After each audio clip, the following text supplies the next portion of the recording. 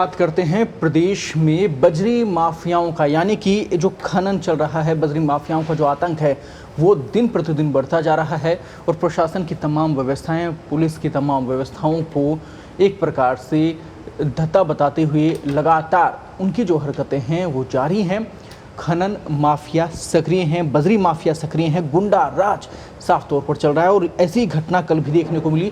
दौसा में border home guard को tractor से कुचलकर मौत के घाट उतार दिया गया। क्या कहिएगा? इस प्रकार पुलिस और प्रशासन तंत्र का माखोल उड़ाया जा रहा है।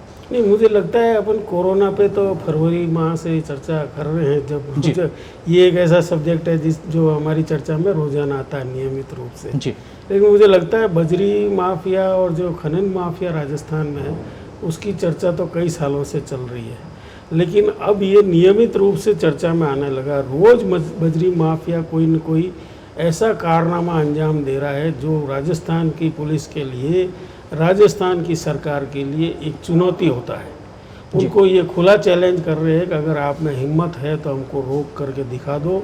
सरकारी मुलाजिमों को, सरकारी गार्ड्स को, सरकारी जो कर्मचारी जो खनन विभाग के और जो रोकने वाले हैं उनको मतलब वो बेधड़ल्ले मौत के घाट उतार रहे हैं।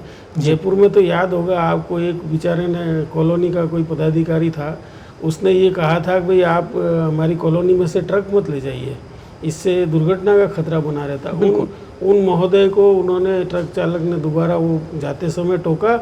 जब वो वापस आ रहा था तो फिर उन्होंने सामने आकर रोकने की कोशिश की, मतलब वो अपने घर की तरफ, तो उसने, जो डंपर चालक है उसने रोड से उतार कर जहाँ वो आदमी खड़े थे उनके पर ले जाकर कुचल के और निकल गया। उनका कुछ नहीं हुआ आज तक। तो हालत ये है कि इस तरह की जितनी भी घटनाएं हो रही है उनमें कोई सख्त कार्रवाई हो नहीं रही है। अब इसका कारण मुझे ये लगता है कि ये जो बजरी माफिया है या खनन माफिया है, इसमें निश्चित रूप से बड़े बड़े अफसर खुद जुड़े हुए होंगे या बड़े बड़े नेता खुद जुड़े हुए होंगे। उनको इसके मार्फत खूब धनराशि अवैध रूप से मिल रही होगी, इसलिए जो कुछ भी इस काम में लिप्त है उनको किसी बात का कोई डर नहीं है। वो जिसको चाहे मौत के घाट उतार रहे हैं, जो भी उनके रास्ते में आ रहा है उसका सफाया किए जा रहे हैं और आए दिन राजस्थान की सड़कें और जो खनन एरिया है वो खून से लाल हो रहा है। अब ऐसे में मेरे को तो ये लगता है कि अगर राजस्थान की सरकार इस तरह के मसलों पे अपना बयान जारी नहीं करती है, अपना पक्ष नहीं रखती है, डीजीपी पुलिस यदि चुप्पी साधे रहते हैं तो फिर तो इसके संकेत बहुत गलत जा रहे हैं। जी, फिर सवाल उठता है कि कर क्या रहे हैं। लेकिन विडंबना आप देखिए कि व्यवस्थाओं को संभालने की बजाय वहां पर पुलिस और खनन विभाग ही आपस में उलझ गए मौके पर मौजूदगी को लेकर। नहीं, इसका कारण ये है कि ये जो दोनों विभाग हैं इनके बड़े बड़े अधिकारी ही नहीं, छोटे मोटे कर्मचारी भी कहीं न कहीं बंदी में, रिश्वतखोरी में फंसे हुए हैं। जो भी ट्रक निकलता है उसमें से कई विभागों का हिस्सा होता है।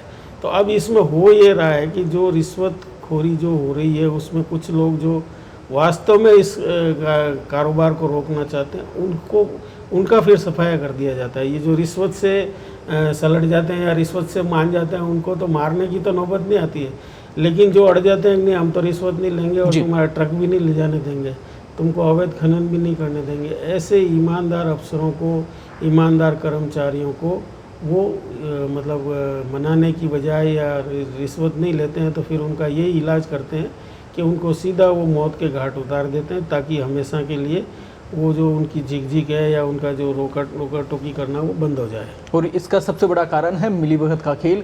अपनों को बचाने के चक्कर में, खुद की जेब भरने के चक्कर में प्रशासन तंत्र हाथ खड़े किए बैठा है और इस प्रकार से जो ये बजरी माफिया हैं उनका गुंडाराज प्रदेश में लगातार चल रहा है। सरकार को जरूरत है कि इस पर ध्यान दे। इसके साथ ही एक चीज़ मैं और कहूँगा आपको कि केंद्र सरकार ने कल संसद में, केंद्र के एक मंत्री ने राजस्थान सरकार की सराहना की और सराहना किस बात के लिए कि वो बजरी का अवैध खनन रोकने के मामले में बहुत बढ़िया तरीके से काम कर रही है। अब ये जो खबर है मौके के हालात से ये बिल्कुल विपरीत है। इसका संकेत मैं तो ये मानता हूँ कि कहीं न कहीं जो ये बजरी माफिया है इसकी पहुँच केंद्र सरकार तक भी है।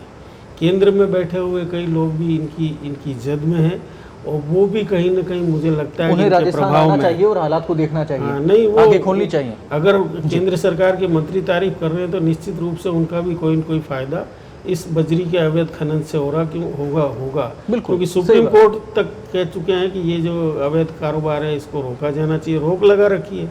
सुप्रीम कोर्ट की रोक के बावजूद सड़कों पर रोज खून बह रहा है और सुप्रीम कोर्ट भी कुछ नहीं बोल रहा है। हैरत की बात यह है।